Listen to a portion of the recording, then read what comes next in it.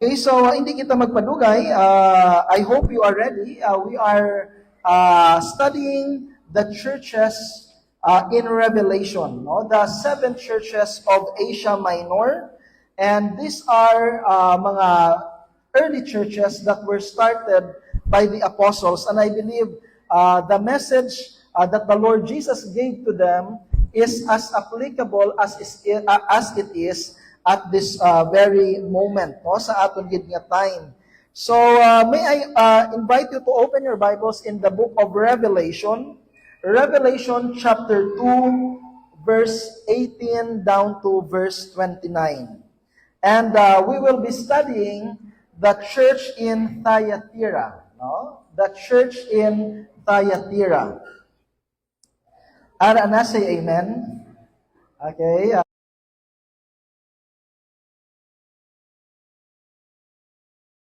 So I hope may mga Biblia gid kita dira. So sa paghatag katahuran sa pulong sa Ginoo, may I invite you to please stand up.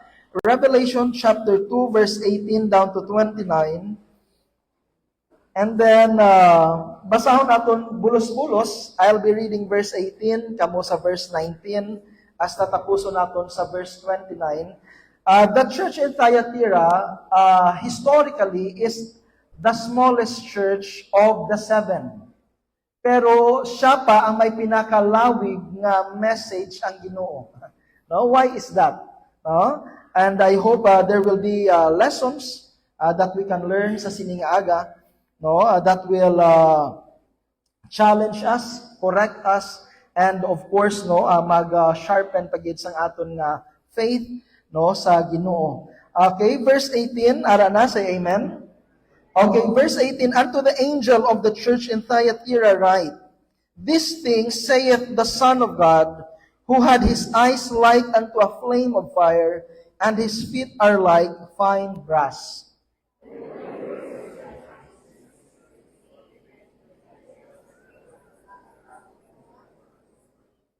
Verse 20, notwithstanding, I have few things against thee, because thou sufferest that woman Jezebel, which calleth herself a prophetess, to teach and to seduce my servants to commit fornication and to eat things sacrificed unto idols.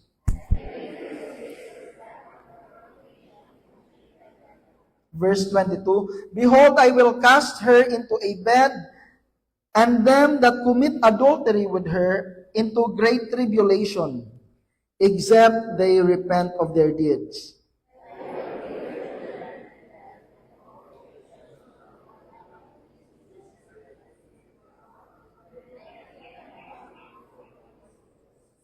Verse 24, but unto you I say, unto the rest in Thyatira, as many as have not this doctrine, which have not known the depth of Satan as they speak, I will put upon you none other burden. And he that overcometh and keepeth my works unto the end, to him will I give power over the nations.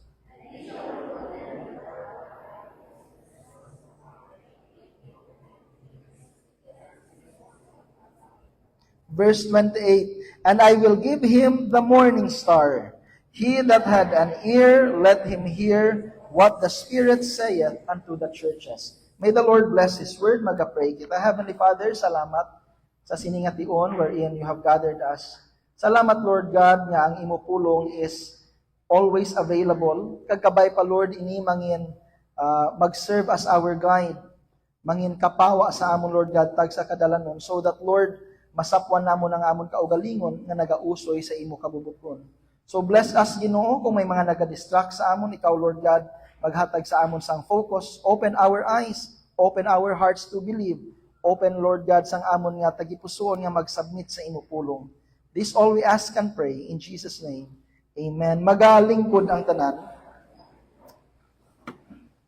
The church in Thyatira, no? So John, the Apostle John, sa last nga part sa iyang life and ministry, was exiled in the island of Patmos. And of course, we all know the story, no? Hindi lang story, but a narrative kung sa diin ang Ginoo naghatag sa iya sang vision. And the Lord gave messages to 7 churches. Kag ang Ginoo nakakita and nagausisa sang iglesia. Kag may mga mensahe si Kristo sa sining mga kaiglesia,hanan, messages that we really need today, no? Sa church sa Ephesus, gintun-an naton to, they were a mechanical church. They have works but no worship. They have program but no passion. In the church of Smyrna, they suffered, yet they persevered through affliction. No, nga sa pag-antos nila, nagsigi sila. They put their faith on display. Tandaan nato no, ang matuod-tuod nga pagtuo will not give up, will not give in. No? Biskan ano pa kadako ang affliction. No? So ang pamangkot diri, is your faith genuine? No? Ang pagtuo bala naton pure. And in the church of Pergamos, last week, gintunan natin how they compromised because of mga outside pressures. Pero sa subong nga aga, ito na natin ang church sa Thyatira. Kung sa din hindi lang sila nag-compromise because of outward pressure, but how they were corrupted because they allowed sin. No, amo na gali, no, as Christians, we have to be clear. We need to clearly define, and we need to be able to say what is right from what is wrong. And sa diin naton ginabasi, what is our standard for what is right and what is wrong? Why naliwan kundi sa pulong sang Ginoo, no? Our Christianity should be Bible-based because it is the word of God. No? God cannot lie. God is the final standard of truth. Kung ano ang iya ginahambal, that is truth. No? So, corrupted by the world. So, tunan-anay natin ang background sini. Antes natin i-dissect ang tagsa ka bersikulo. The church of Thyatira is one of actually is the smallest of the 7 churches. Ini nga syudad, ang Thyatira, makita natin subong ni sa Turkey, gin-start ni siya ni Alexander the Great sang 300 BC. And then, may ara sila dito nga unceasing sacrifice. Why? It's a trade city. Negosyante ning mga tao diri. I don't know kung nadumduman niyo si Lydia. No? Si Lydia sa Book of Acts is from Thyatira. Gabaligya siya sa mga mahal-mahal nga mga tela. No? So, it's a guild city. May mga association. In other words, may mga guild. Kag ang tagsa ka mga guild, for example, ang iba, no, ang ila negosyo sa metallurgy, mag-ubra sa mga espada. Ang iban mag-ubra sa mga dye, dito ni makita sa Thyatira. Ang iban gaubra sa mga linens, mga tela. And they have what we call guilds, and kada guild, they worship a patron. May patron ang kada guild. And patron ni Artemis, no? Patron nila si Mars or si Ares, no? May gina-worship sila sa kada nila nga guild. So this church was started by Lydia, no? Ang first convert ni Apostle Paul sa Philippi. And later on, sadly, it was started by a woman, but corrupted by a woman as well. Why? Because Thyatira tolerated sin. No? And kita as a Christian, we should clearly, with grace, be able to say what is wrong and what is not. Nga hindi kita pwede mag-agree na lang. Because that is hateful. No? Bataan nyo na. We want to be inclusive. Amo ng terms mong no. No? We want to be inclusive as long as Jesus allows it. Pero tandaan natin, Christianity is always exclusive. Whether you follow Jesus or you don't. Whether you hate the things that Jesus hates or you don't. So what was the problem in this church? They tolerated sin. Tunan na natin karon no ang background sini, and Jesus wants His people to take sin seriously. Kaya nga, ang sin is not just an affront to God, but it is a poison that will destroy sang tao nga nagakumit sina.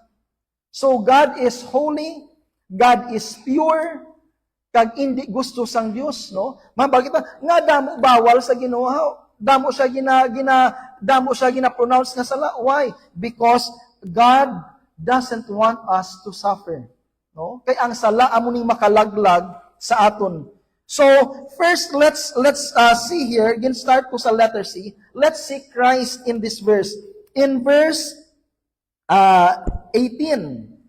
And unto the angel of the church in Thyatira, write these things, saith the Son of God. No, unique, huios theos, amo nang sa Greek. This is the only time in the book of Revelation nga gingamit ining Son of God. It speaks of authority, no? Nga si Jesus nagtindog na, ang balya amo ining message sa inyo sang anak sang Dios, no? Sa niya nga who has all the authority. Ang balya pag diri, who had eyes like unto a flame. No? His eyes is deeply penetrating. He is discerning. He is all-seeing and He is assessing. So when the Lord looks at our church, what does God see? Base, kita, yun yung gaparalda ang mga tao. Ay nagasimba sila during Sunday. But what does God see in the hearts of the Christians? No? It's penetrating. And then ano pa ginabalya? And His feet are like fine brass. Isa diri sa mga mga expertise sa mga products ang Thyatira is ang brass nga nga metal, no? Amo ning ila expert sila. Kag matig-a ini, and it speaks of judgment, no? The sovereign one sees them and He is going to judge them. This risen and glorified Lord has the fullness of divine power, no? And then, hambalya, kita ko kamo. Jesus looks down deeper than the surface, and what He saw are hearts that the church that is not serious in dealing with sin. No, kita sang Ginoo kag nakita ya ang tagipusoon sang mga katawhan dito nga hindi sila serious. No, they tolerated sin. And therefore, my message si Jesus batok sa ila. So this is the Christ that we see. The sovereign, the all-seeing, and the one who is going to judge them. Verse 2, point number 2. What is their commendation? Gindayaw sila ni Jesus man. Because they have good strength. No? Verse 19. I know thy works, energon. Ang ilang nga sacrifices. Their charity. Ang ilang nga love. No, hambal ganini John Stott, isa ka theologian. Hambaya, they rivaled Ephesus in Christian service, but exhibited the love that Ephesus lacks. No? So kaya nila tupungan ang pag-alagad sa church sa Ephesus. Pero waay ang church ng Ephesus sang amuna kadalom nga gugma as compared sa sining mga Christian. So they are a loving church. No? Tandaan natin what we do as Christians, why we do things, it should be because we love God. It should be because of our love for people. They serve the church. They willingly serve, no, like Christ. And then ano pa ginambalya diri sa verse 19? I know thy works and charity and service and faith. No? Their faithfulness. Matutom ining mga Kristohanon diri.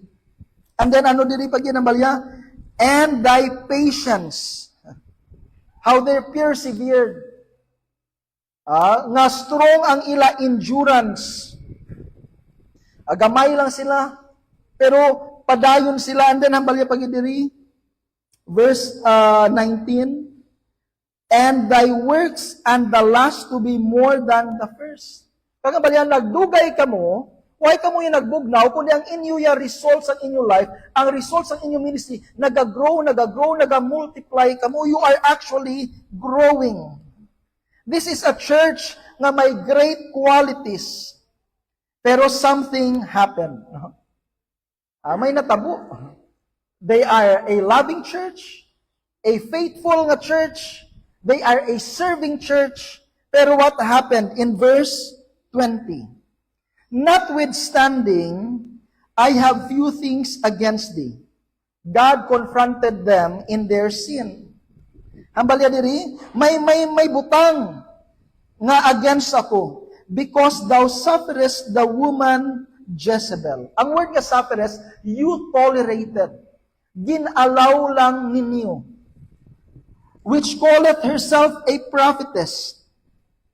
No, nga nagatawag sa iya nga propeta siya, to teach and to seduce my servants to commit fornications. No? Kag ginalaw ninyo nga magtudlo siya sa church para nga magpati ang iban nga maghimo usang mga butang that is against God. Tun-an nato ni karon anong iningput ya silingon. No, they tolerated this prophetess. No, ginsimbolo lang ini sa kay Jezebel, hindi ni siya si Jezebel sa Old Testament. Pinpoint ni Jesus because Christ is concerned about the purity of His church. Jesus is warning them that they are allowing sin to creep in their lives. Kagtandaan nato no, hambalyan, nothing will be right horizontally unless we are right vertically. No?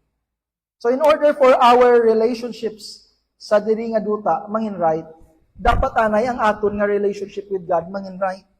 So that therefore the Lord is pinpointing this sin. O makita natin in 1 Corinthians chapter 5 verse 1. It is actually reported that there is sexual immorality among you. Ano ba kind that is not tolerated even among pagans. May mga sala, may mga sexual immorality sa church. Even sa church ng Corinth. And this is also what is happening sa church sang Thyatira. Ang sin should not be celebrated, it should be mourned.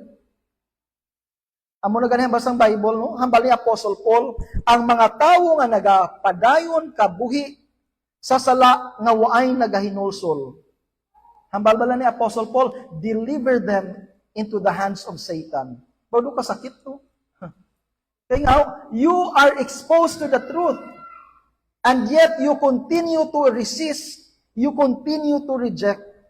Amo na hambal ni Jesus nga, kung magkanto ka mo sa balay nila, tuktukon niyo sila, hindi sila magbaton sa inyo, itaktak nyo lang ang yabok sa inyong sapatos. No? So what is the identity? No? Hambal diri, this is a symbolic name. Ang word niya Jezebel. Sino si Jezebel? The wicked king sang Israel, di ba? Ang iya tatay is a priest of Baal. No? She is a Baal worshipper. Kag paagi sa iya influence, ginpamatay ang mga prophets sang Israel. Paagi sa iya influence, ang mga katawhan sang Diyos, nagsimba sa kay Baal. Makita na natin sa 1 Kings chapter 18. Kag ining mga prophet ni Baal, they are sexually perverted individuals. Why?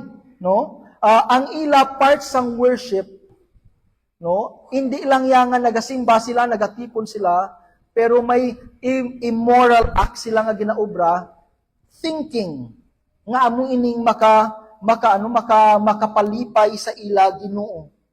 No?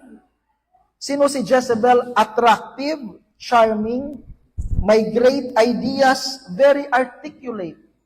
Paghambal sang Ginoo, amo ini ang klase sang prophetess nga nagsulod sa inyo dira. What is the iniquity?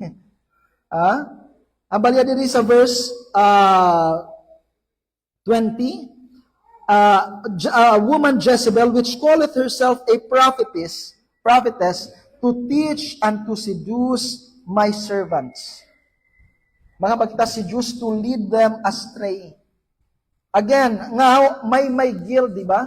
May mga asosasyon, and they worship different gods and goddesses.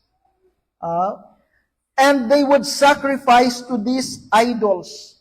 Kag ining prophetess nga nagsulod sa church ng Thyatira, naghambal lang siya. Ambaya, okay lang na. Simba lang kamo dito. Total na patawad naman ang inyo sala. No? You are converted by grace. It's okay. Ang past, ang present, ang future sin ninyo napatawad na. Therefore, it's okay. There is nothing wrong with that. No, kag madamo sang mga Christians, ang ay halaw, no? Total may Jesus naman ko sa heart, importante lang, no? Na-save na ko. And they did sacrifice to the gods and goddesses of these guilds. Why? Kay in order na mangin part sang sining association, sang guild, compulsory dapat nga mag-worship ka sa ila gods and goddesses. Kung hindi kaya magsimba, it will be an economic disaster sa imo. Ining trade guilds were pagan in origin. Ining trade guilds were actually pleasure-dominated. Kaya the way they would worship sang mga gods and goddesses, may ara gid nga mga immoral acts. Gatipon sila sa templo, masimba sila dito, and they would have sexual orgies. Amo nakalala sa una ang mga gods and goddesses during the time of the apostles. And ining mga guild was no place for a Christian. Pero kung mag-quit ka man, hindi ka na mag-join sa ila, mag-quit ka sa union, it will be an economic suicide. No? So may isa ka pastor na hamba, their flesh was tempted at work. Their flesh was tempted after work. Kaya nga, constant ini. Makadtotoo masimba to, and yet they will do immoral acts. So there is so much pressures and temptations, and yet ining prophetess, ining kaangay kay Jezebel, nagkadto sa simba, okay lang na. Why problema dira? No? Again, sin. If we allow it sa aton kabuhi. Hindi ta na malikawan, yes. Hindi natin ma-perfect ang aton nga Christian life, yes. But we should constantly battle. We should constantly mortify sa ining sin. And then in verse 21 diri, ang insensitivity sa sining prophetess, and I gave her space to repent. No? God is long-suffering, gitagaan niya pa tsansa nga maghinulsol ining prophetess. Pero ano ang balri sa verse 21? And she repented not. No? Kung may ara kita sala nga ginasagod sa atong kabuhi, sala that gives us pleasure, sin, no, nga do hindi gid naton masikway-sikway, kung ari ka pasubong, if God has not struck you dead, but silingon sina, He is giving you time to repent. He is giving you a chance. Hindi na paghulata nga hindi ka maghinulsol, no? Kag ang Ginoo na magpatik mismo sa imo. No, ang judgment na sang Dios ang imo na lang nga hulaton. No? So, anong makita pagid nato diri verse 22, behold I will cast her kay wa siya naginulsol. I will cast her into a bed. No? And them that commit adultery with her into great tribulation, except they repent for their deeds. This was a very harsh word from the Lord Jesus Christ. Why? Because Jesus takes sin very seriously. Isa kapos sa white lie lang man na. Love is love lang man na, no? Respect. Let's be inclusive. Amo naman ni subong ang uso, tanan gagahimo na malang sini. Again, when Jesus looks at sin, He takes it very seriously. God will not and cannot tolerate sin. And He expects a church that is blameless before God. 1 Corinthians chapter 11, makita natin dito sa Lord's Supper, bala? Abaya, iban sa inyo nagamasakit, iban nagakapatay. Why? Because you drink of my cup unworthily. No? So ano diri ang, so this is the correction of the Lord. Na gina-allow ninyo, gina-okayhan nyo lang, sin is sin, it's not okay. And then sa verse 24, but unto you I say, no, the comfort for the faithful. But unto you I say, unto the rest of Thyatira, as many as have not this doctrine, na ay nag-agree sa sining pagtudlo, sa sining prophetess, which have not known the depth of Satan. Kaya ga-claim sila nga, may ara sila nga, mas madalom nga understanding, and yet, hambal sa Ginoo, it's satanic. And I will put upon you none other burden, but that which ye have already. Hold on till I come. No? Hambal sa Ginoo diri, hindi na ko magdugang sa inyo nga mga matutom, pero ari na lang i-remind ko kamo. Kag i-challenge ko kamo, kag imanduan ko kamo. Padayon ka hasta nga mag-abot ako. So kabay pa tanan kita masapwan until the Lord returns. Or until magasugata kita sa Ginoo, whether kung magbalik siya, which I think do dali na lang. No, kung ga-study kita sang eschatology, sang doctrine of the end times, ang mga symbols, ang mga signs are literally being fulfilled sa aton mga mata. No? Or kung hindi man, kung ang kamatayon mag-una, and then magsugata kita sa Ginoo, kabay pa, masapwan kita that we are holding fast till we face the Lord. No, overcomer. These are believers. Verse 26, and he that overcometh and keepeth my works unto the end, to him will I give, ano ang balya diri? Power over nations. Ano ang balya diri? We will reign with Jesus. Amen? O, kapakigagaw, no? Kang nagligad niya adlaw, may ano diri, may nagkatong COMELEC, nagpa-register para sa SK, para sa barangay election. Isa no, gaano kita, sang ano gani, isang position diri sa yuta, but no. Ang bali Jesus, to those who are faithful, to those who are overcomers, ang promise ang Ginoo diri, ang balya, He will give them power over the nations, and He shall rule them with a rod of iron. We will reign with Christ, and there will be a divine judgment to those who are not faithful.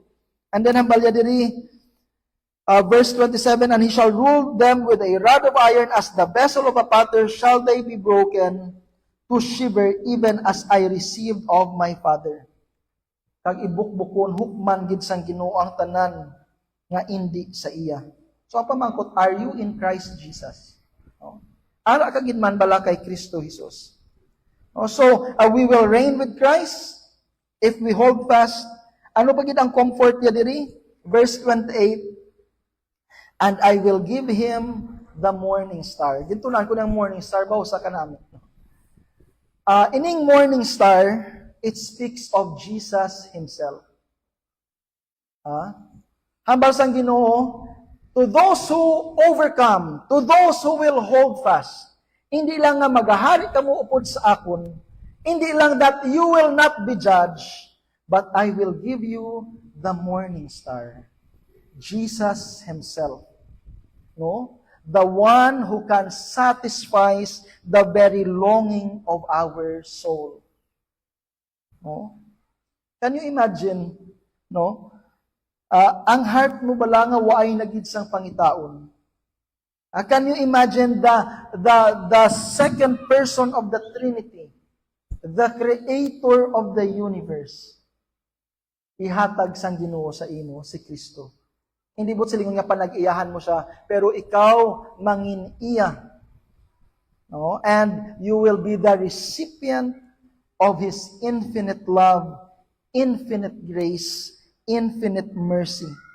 No? All that belongs to Jesus will belong to you.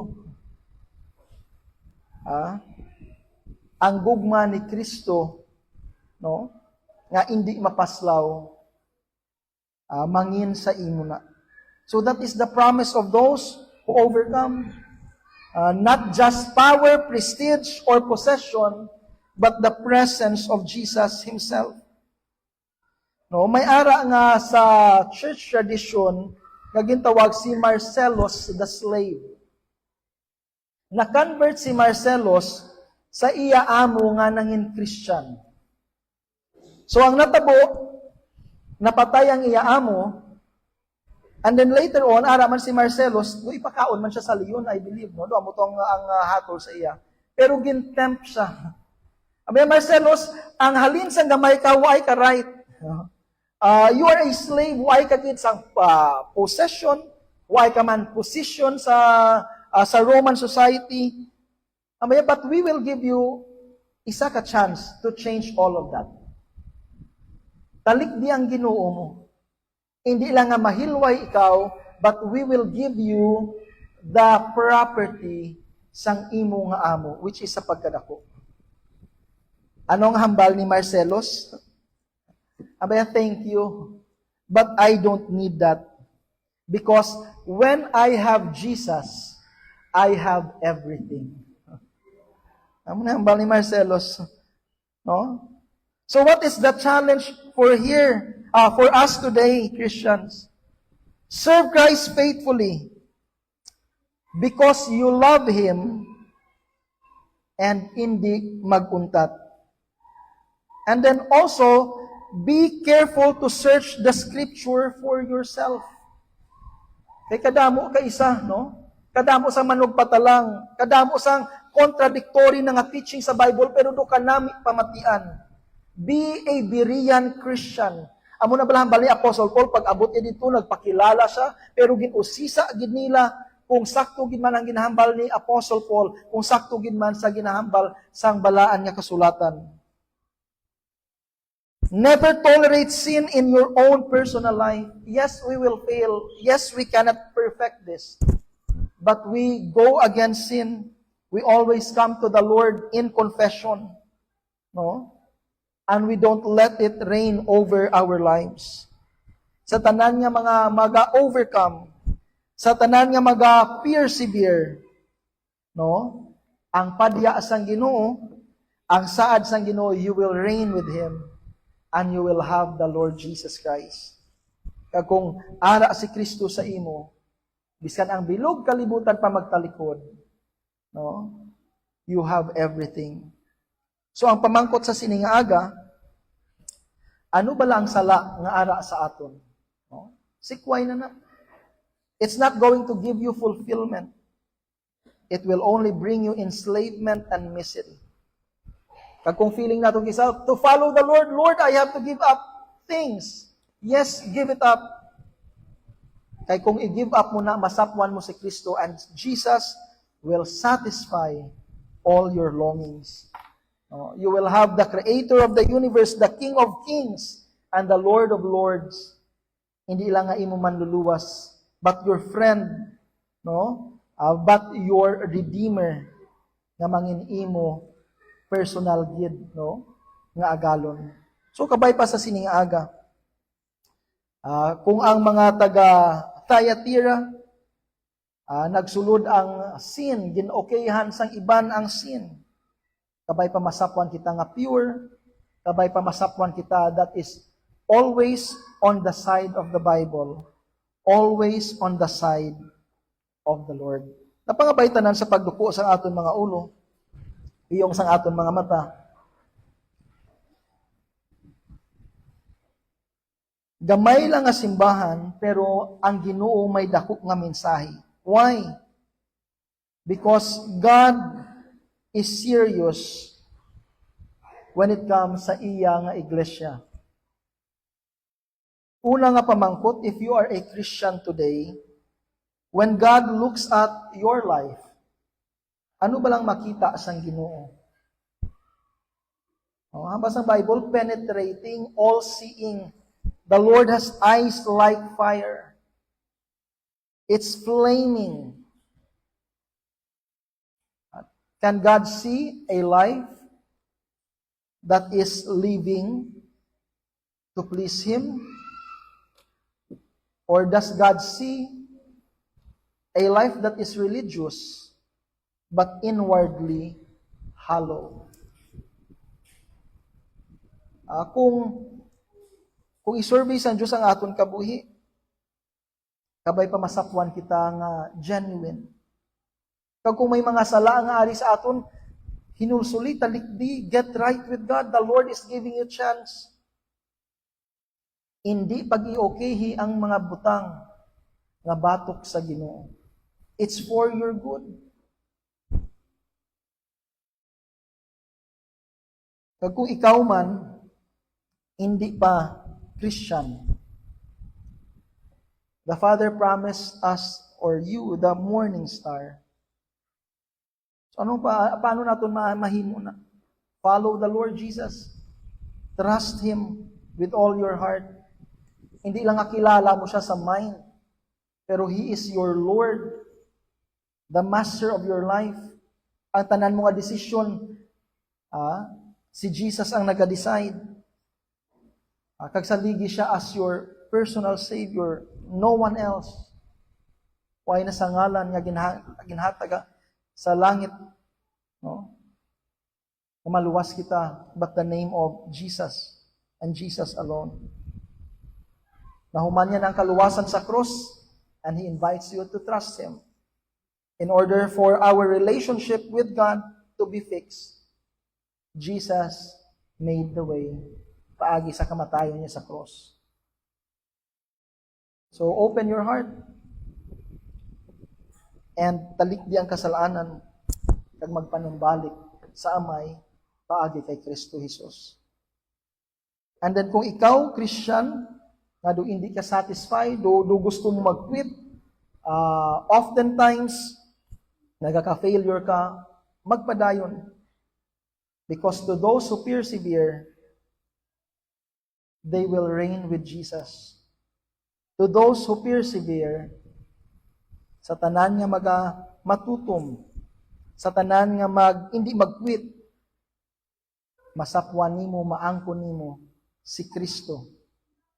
Hindi lang ang iya kapatawaran, but ang iya bugos gid nga presensya, and you will be satisfied. Tagwaay ka na gid sang pangitaon. Kabay pa sa sining aga, na-remind kita, kabay pa sa sining aga, ining truths, mag-change sa aton kabuhi. Don't tolerate sin. It will destroy you. Follow Jesus. And follow His word. And you will find life everlasting. Mag-pray kita. Heavenly Father, salamat. Salamat gid Lord nga sa sining passage in the book of Revelation, we can see a church that is growing and yet may problem. Kabay pa Lord God, ang amon nga handom nga mag-grow, amon Lord God nga desire to do greater things. Hindi lang Lord God mangin desire kag masapwan sa amon, kundi Lord God, mangin pure pagid kami. Mag-align pagid Lord kami sa imo nga kabubuton. Help us Lord not to say yes to sin. Help us Lord to say no to sin. Because it is against sa imo. It will destroy our lives. Kangil aran ini sa imo atubangan. So Lord God, purify your church. Ikaw lang gid Lord maghatag sa amon sang diligence, patience, sang strength nga mag-go on, because as you have promised, we will find you, we will reign with you, and the Lord Jesus Christ mangin real gid ag mag-satisfy sa amon. So Father God, help us, bala niya Espiritu, ikaw Lord magtanom sa sining kamatuoran sa tagsa namon katagipuson kag kabuhi. Make it bear fruit, Ginoo, so that sa pag-atubang namon sa imong masapwan kami nga fruitful, pag faithful nimo nga mga alagad. Tanan, Lord, ini ginasalig ka ginatugyan namon in the mighty name of Jesus, our Lord and Savior. Amen.